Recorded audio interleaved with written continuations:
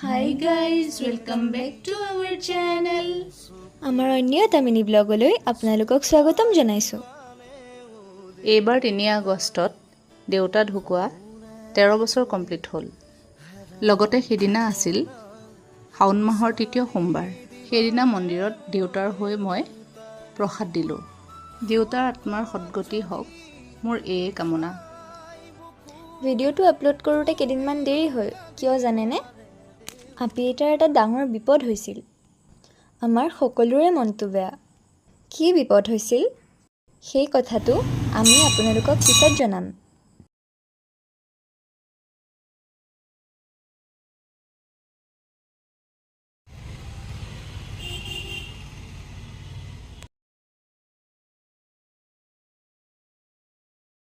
আজিলৈ ইমানেই।